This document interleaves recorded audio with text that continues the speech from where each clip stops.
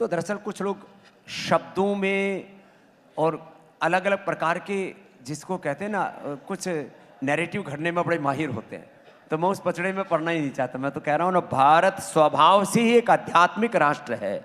भारत सनातन को फॉलो मानने वाला राष्ट्र है। भारत ऋषिमुनियों का देश, इसको कौन डिनाई करेगा। और हिंदू राष्ट्र से मतलब ये तो है नहीं कि यहाँ से मुसलमानों को, ईसाइयों को या किसी और मतावलंबी को खदेड़ दिया जाएगा। भारत में तो सदा सदा से सारी संस्कृतियाँ बढ़ी हैं, पली हैं, पोषित हुई हैं।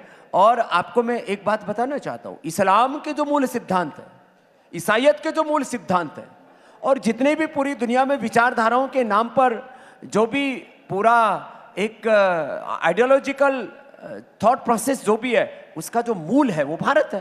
तो इसमें तो कोई प्रश्न नहीं। इस आइडियोलॉजिकल थॉट प्रोसेस को एक नरेटिव क्यों कह दिया जाता है? लेकिन अब मैं सवाल उस आधार पर आपसे कर रही हूं क्योंकि आपके शिष्य हैं, और पंडित धीरेन्द्र शास्त्री का मैं यह नाम इसलिए ले रही हूं क्योंकि उनका एक स्टेटमेंट कोट करना चाहती हूं। वो खुले मन से ये बात कहते हैं कि आप मेरा साथ दो, मैं भारत को हिंदू राष्ट्र बना दूंगा। अब संविधान में तो भारत को सेक्युलर राष्ट्र लिखा गया है, तो क्या संविधान में भी बदलाव करवा देंगे? नहीं, देखिए ऐसा है, उत्साह में बातें कहना अलग बात होती है, वो उत्साह सभी में को होना ही चाहिए। भारत एक पंथ निरपेक्ष राष्ट्र है। जो ये धर्मनिरपेक्ष शब्द बोलते हैं ना, वो बड़े अविवेकी लोग हैं। कभी धर्म, अब जैसे ये माइक है, मैं इससे बोल रहा हूँ, ये धर्म है। अग्नि है, उसमें उष्णता है, उसका धर्म है। जल में शीतलता, उसका धर्म है। आप जो है खबरें पहुँचाते हैं देश तक, वह आपका पत्रकारिता धर्म है।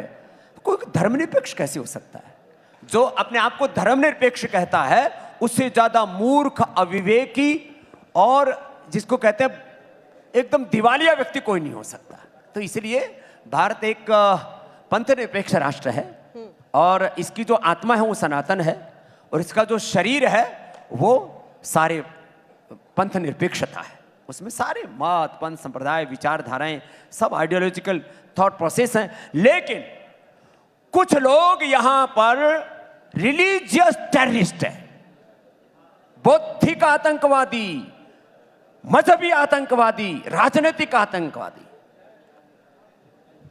ये जो रिलीजियस टेररिस्ट हैं, ये जो पॉलिटिकल टेररिस्ट हैं, ये जो इंटेलेक्चुअल टेररिस्ट हैं, और कौन है? मैंने उनको कई बार तो बड़ा, हमको भी लोग रगड़ते हैं।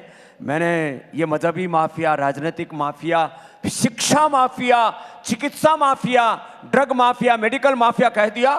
तो एक दिन तो हेमंत जी ने एक पूरी पंचायत लगा दी डॉक्टरों की, और उसमें कई को मुझे धमकाना पड़ा। मैंने कहा चुप हो जा, फालतू की बकवास कर रहा है।